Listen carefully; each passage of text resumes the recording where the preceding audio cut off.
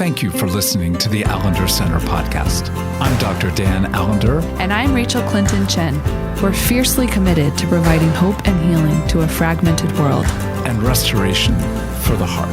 Thank you for joining us. Let's get this conversation started.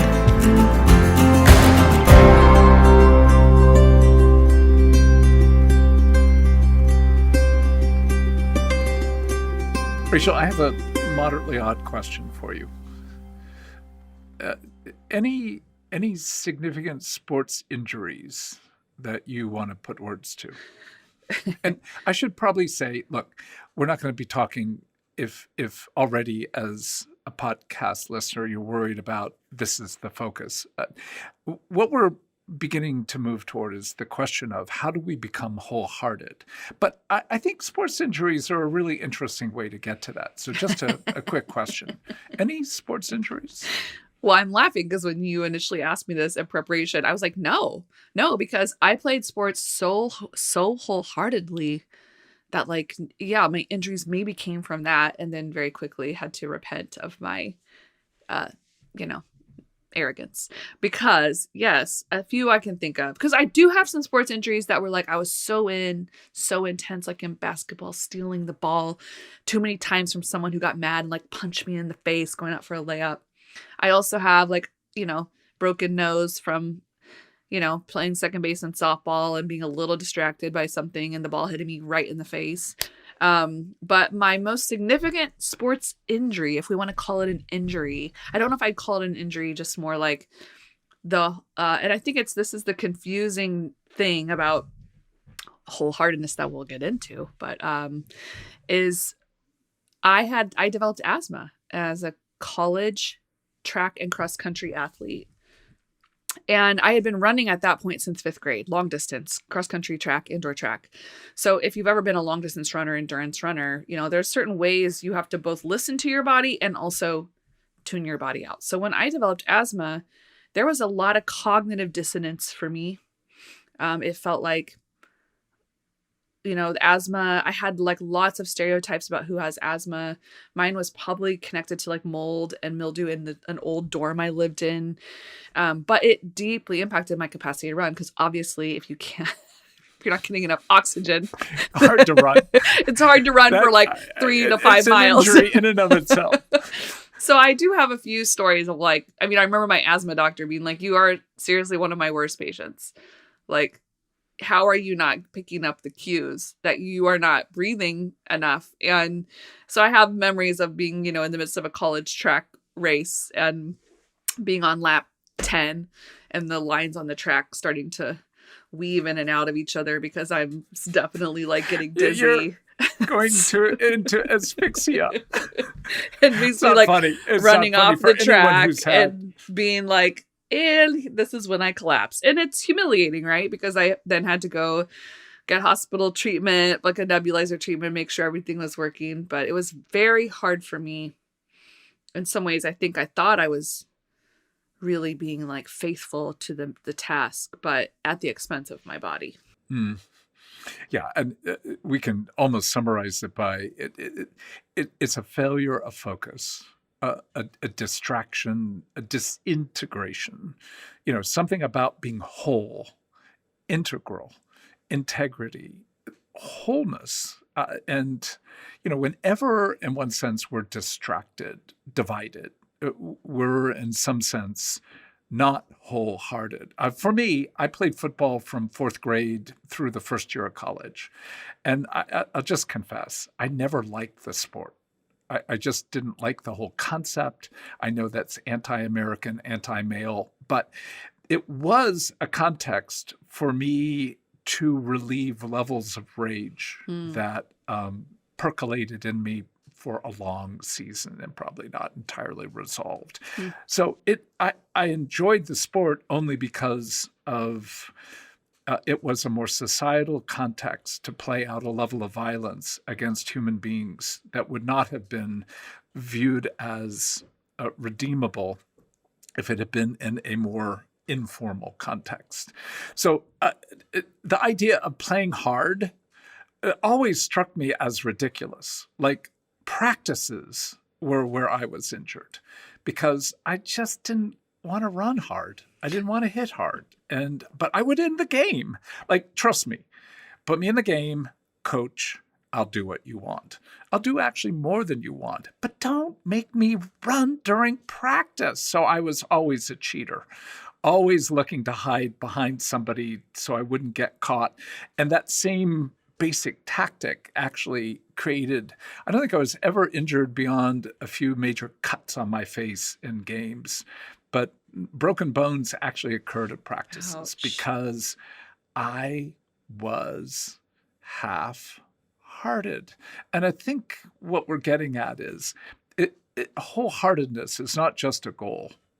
It's not just a reasonable and intentional process. It's actually the safest you can be in this world of great danger, to live in a way that is whole and hearted. So let's at least begin to try and unpack, what do you understand wholeheartedness to be? It's a great question. I mean, I think this is actually a hard concept, because many of us, not all of us, but many of us have been formed in contexts, especially Christian contexts, where this kind of language typically means like wholeheartedness is also connected to like purity, holiness, faithfulness, hopefulness, and like our capacity to love. So it gets all tangled up. I mean, I think where I immediately go is like, it feels impossible to be wholehearted. And what do you mean wholehearted is the safest place to be? Like, so I do think it has to do with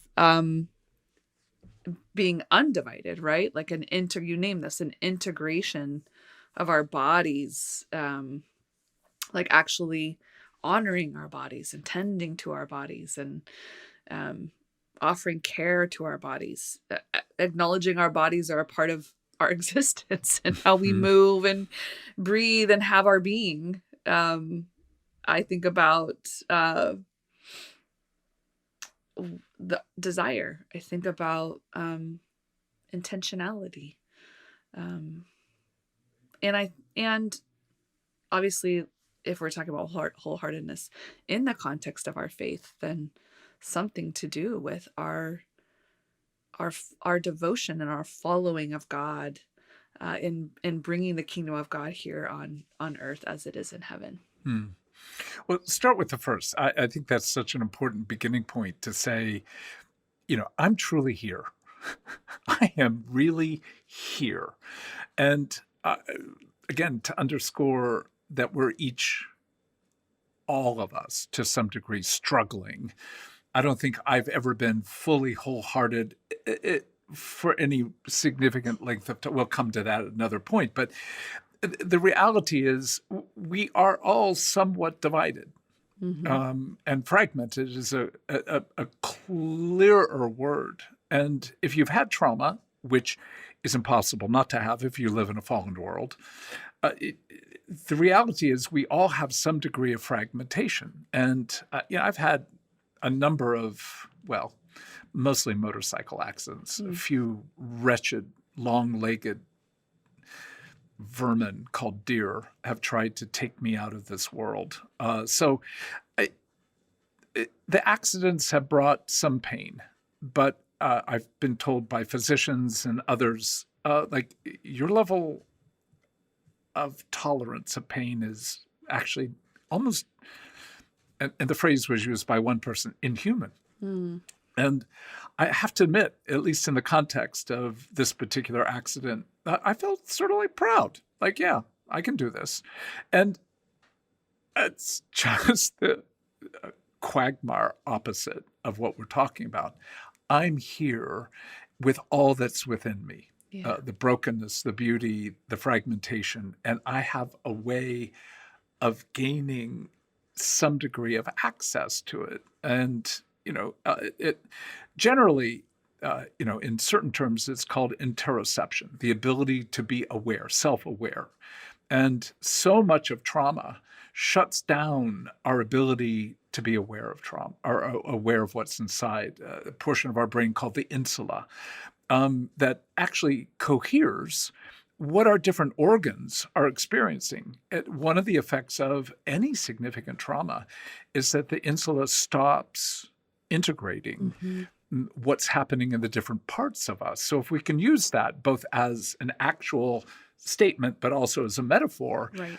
The portions of our brain, particularly our thalamus and our limbic system, that is another portion of our brain that integrates now not just the viscera, but actually the internal thought process and emotions. It also somewhat shuts down, in the context of trauma. So the dilemma is our fallenness in a fallen world makes internal division almost the norm. So without, in one sense, a consciousness, like I will be aware of what's in my body, will just naturally be disintegrating and not integrating. Yeah, to me, there's a lot of heartbreak to that, because I don't think any of us necessarily want to be fragmented or want to be feeling, want to have kind of the pride of really high pain tolerances, because we've known so much body harm that we've established a capacity to survive. And so I think this is where I also would say we have any imagination that healing is possible, and that the God of all comfort actually longs to be with us in the places where it feels really hard to be present in our bodies. And I think for so many of us, we are so used to more of a God who would be like, I need you to power up. I need you to suffering is suffering. Like, you think I didn't suffer? I don't care about your suffering. And so I think it's actually a mind shift to see and honor that part of what we are meant for and made for is a welcoming. Mm-hmm. Well, and just using those two particular parts of our brain, the insula, and being able to go, the insula is the very temple of our God.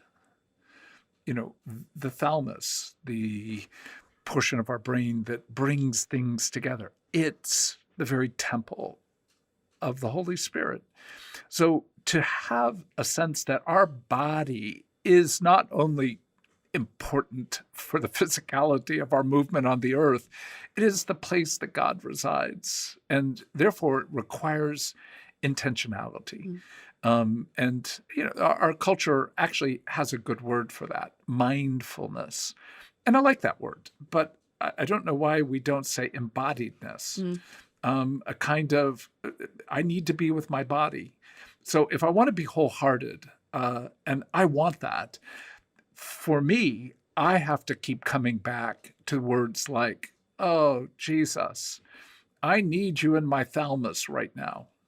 I need to pay attention to my insula, and because my viscera are not working together at this point.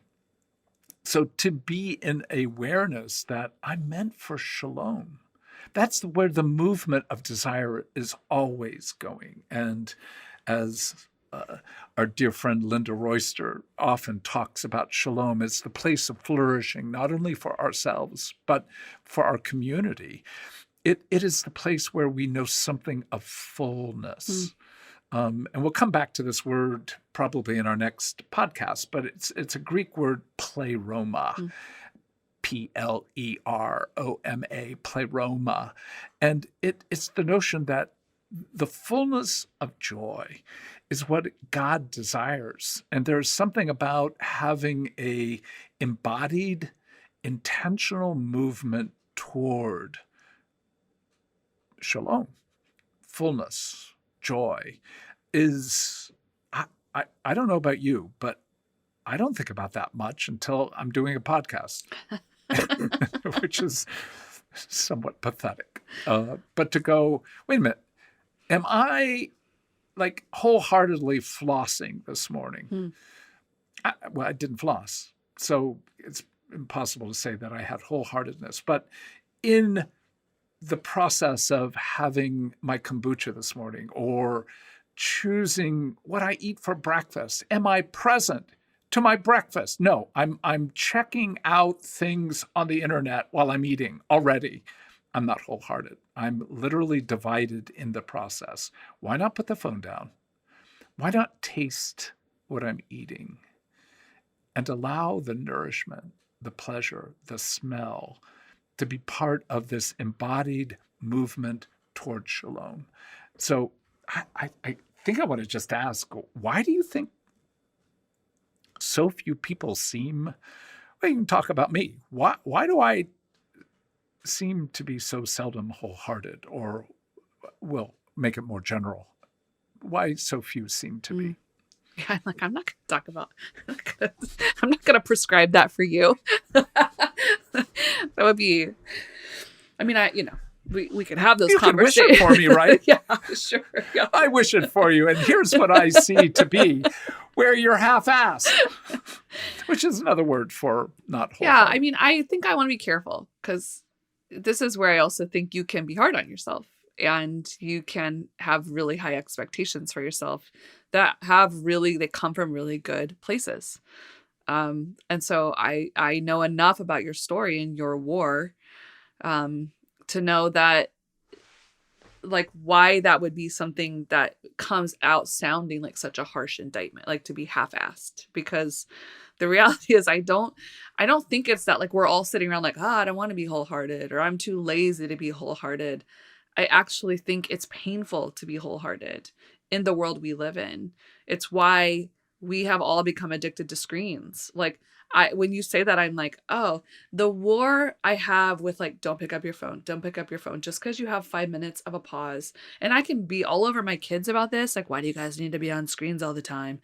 But then don't want to deal with my own places where I'm like, here's 2 minutes where there's silence.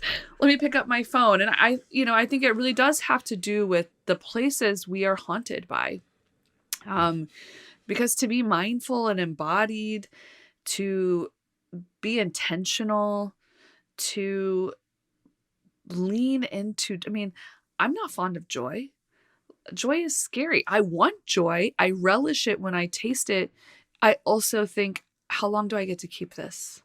Oh, okay. You're messing. Because I think everybody thinks they want joy, and so few have even a reference point to say, wait a minute, joy is ephemeral. It comes, it goes, it's without much control. And in its departure, there's something actually even more despairing than despair when joy departs. Yeah, well, and to be in community, meaning any relationship outside of your many parts of yourself. Actually, to be in relationship with the parts of yourself is to hold joy and sorrow together. But I think it's also that reality of, like, how do we bear joy when in the same breath we're often having to hold such heartache? And in some ways you said this morning in a teaching that we're doing with our training certificate, like, that is the call of the gospel, to step into places where beauty and brokenness, joy and suffering, death and resurrection are held in tension. And in some ways, that's what we're talking about with wholeheartedness. And that requires profound courage and a deep trust in our own goodness that I think so many of us are at war with. Like, we're not fond of desire. We're not fond of joy. Yep. And we're not fond of our bodies. So if those are the categories of wholeheartedness, then, I think there's some genuine heartache to contend with. And of course there's, again, addictive ways, numbing ways that we soothe and we cope. And so we can be honest about that, and we can be grieved by that, and we can want a deeper transformation. But I'm not ready to just, like, indict you as someone who's just, like, not willing to be wholehearted. Well, I know there are moments that my heart is whole, or whole, more whole, but it does feel so infrequent, and how much of my day just feels spent on, it's 9:00, we have this, and then it's 10:00, we have this, and the process of moving, like most people, through a moderately complex day with different activities segmented hourly. It's I think one of the things that has been so helpful for me as we've been planning to do this podcast is just having an awareness, like you're not eating wholeheartedly. And yeah, I do have a proclivity to my own judgment, and to be able to love mercy, to be able to go, you're not. Now, you can refocus. You could put the phone down, and if you don't, it's not going to be a catastrophe. But this oatmeal with cinnamon and red and green grapes visually, and in terms of olfactory, for most people, oatmeal is not exactly what you would call the most compelling of smells in the morning. But this morning, just to be able to go, oh, I like the red and green grapes. I like their intersection. And like, I just put a pile of cinnamon on. Like, I mean, it was enough that I could inhale it from the bowl itself. So all that just to go, I love that this morning. I put the phone down. I ate with a little less fury and intensity and distractedness. But what it did was it just helps me go, I'm so often split off. And even though that's a very technical psychological term, if you want to think of it from another standpoint, Piaget talked about, the sensor-motor period for a child moving eventually by about 5, 6 into what's called concrete operations. That's the framework of being able to see things as, this is good, oh, and that's bad. And there is no intersection. There is absolute clarity. This is good. This is bad. And that notion of splitting something off, where you're unable to hold the complexity, generally what Piaget called formal operations. And this will sound very judgmental, and I don't know how to say it any better than, I think there are a lot of believers who don't move into formal operations.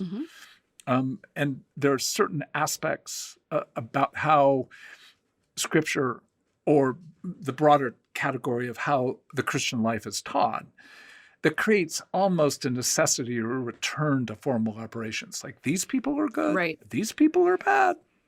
And you want to associate with these bad people or do these bad things. Right.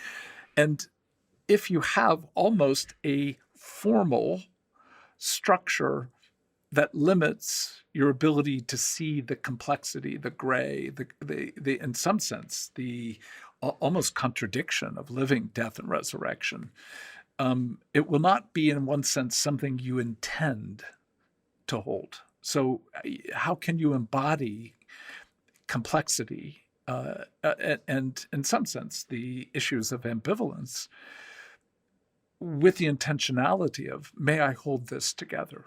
May I hold death and resurrection together? And so to be able to look at my bowl of breakfast and be able to say, I don't know how to practice it, that is wholeheartedness, outside of this moment of being able to go, eat well, smell, taste, slow the input of the spoon down just a little bit. And you don't really chew a whole lot with oatmeal, a little bit with a grape.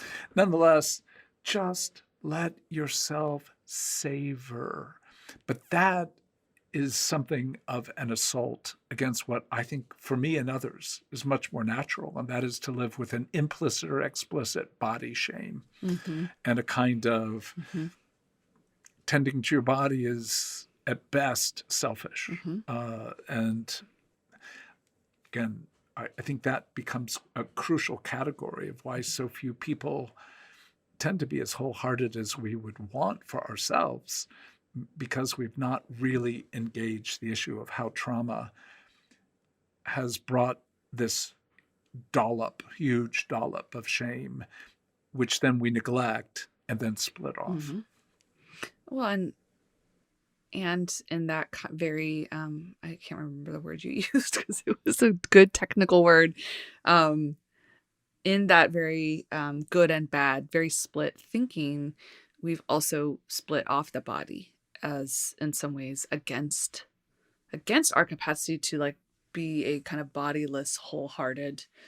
Like if we could just eradicate the needs of the body, the warfare of the body, then somehow we'd be better able to be wholehearted in following Yes. God. So it's both the reality of trauma and some of the ways in which we have tried to control and contend with our bodies in certain theological frameworks. So it's a strange thing to have to reckon with the incarnation, that there's something really central to our bodies as a part of being human and as a part of being image bearers. Well, again, to say how many people are thinking about the incarnation when they floss? Probably not. Or making sure you have red and green grapes. It sounds, I'm sure, even to me, a little bit crazy, but it's making more sense to be able to go, this is the temple, and I need to be fully in the temple to know the fullness of Jesus in the temple. And I get to play with this 1,000 times a day if I want. But that requires me, and at least I'm getting a little clearer in my own head. This requires me to actually dream shalom. And not just in the by and by, and not just in, huge appropriate cultural categories. I long to see Ukraine freed and cared for with regard to the level of trauma. I long to see our world deal with racial trauma. Things that are really shalom oriented. I get it. But what's the point of when Jesus says, be faithful with the small? If we can begin with a category of shalom that we're beginning to think about, what does shalom look like here? What would it mean for me with regard to my breakfast?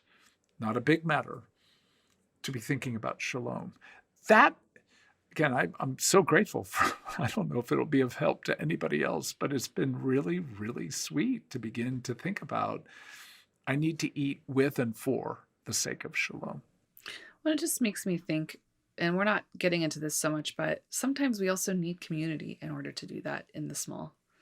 Sometimes we need loving relationships. Sometimes we need good attunement. Sometimes we need delight in order to start to have imagination that shalom could be for us, that enjoying a meal wholeheartedly is a part of participating in the kingdom of God in the ways that we're meant for, and has the power to transform our hearts, that we actually want that to be a reality for all people.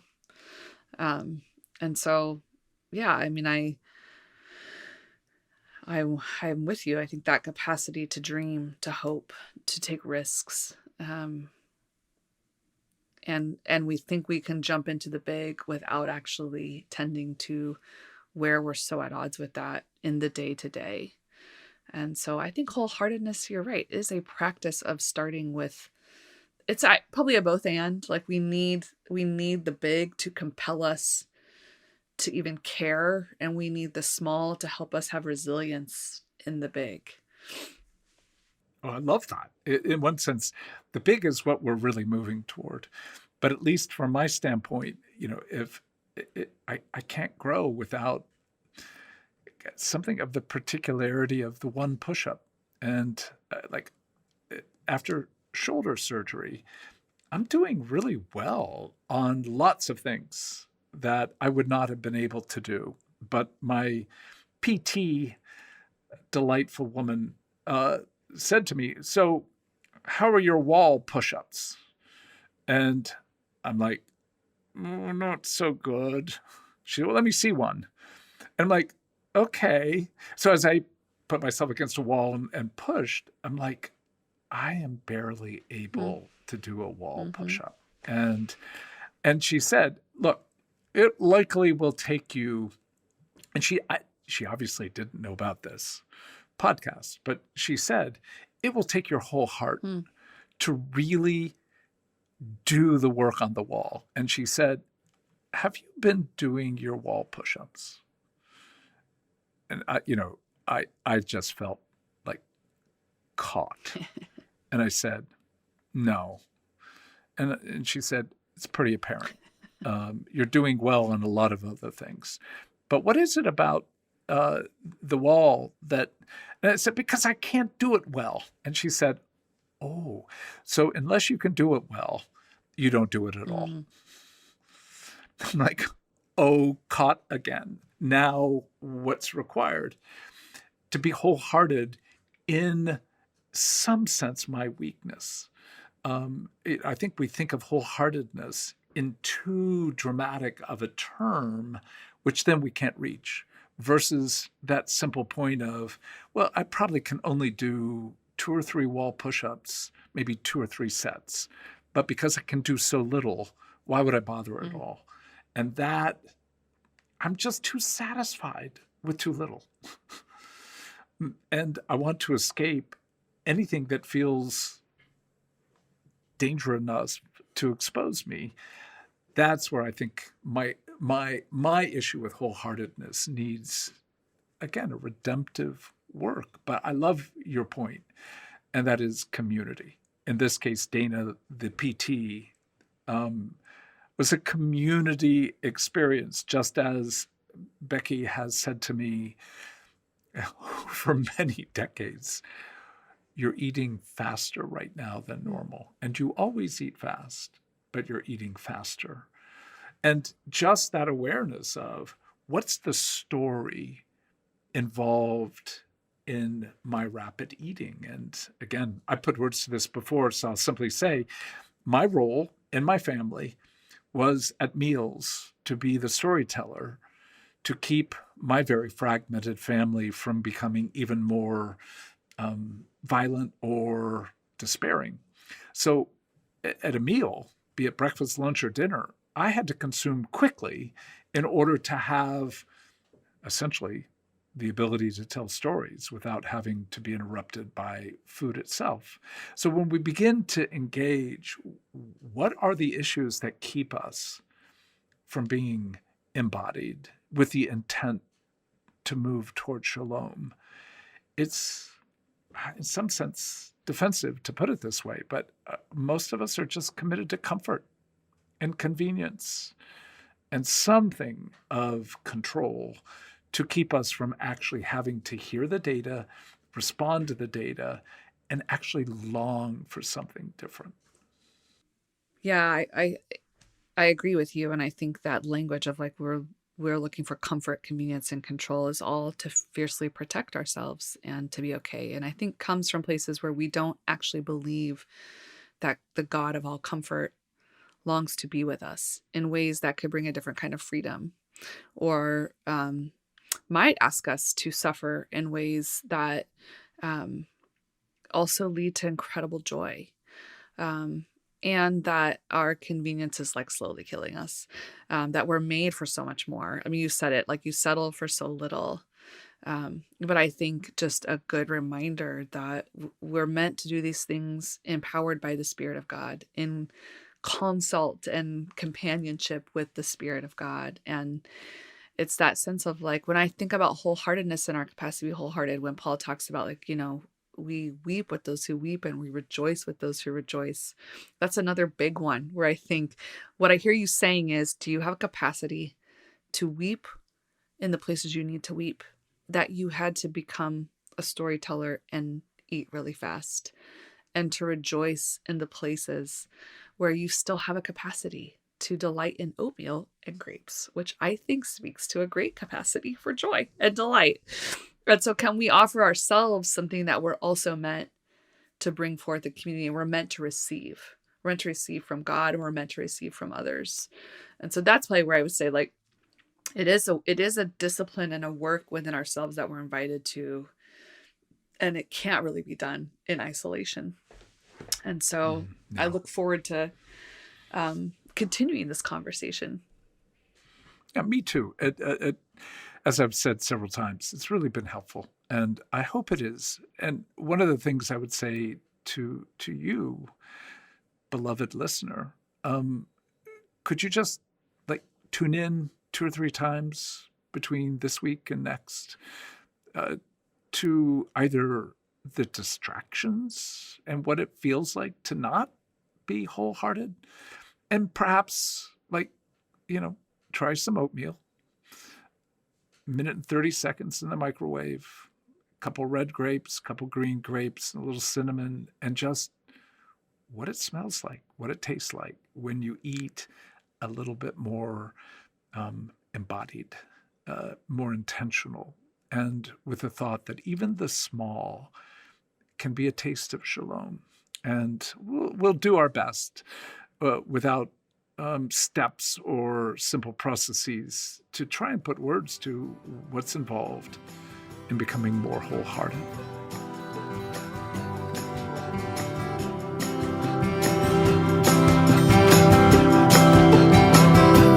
The Allender Center podcast is produced by the Seattle School of Theology and Psychology.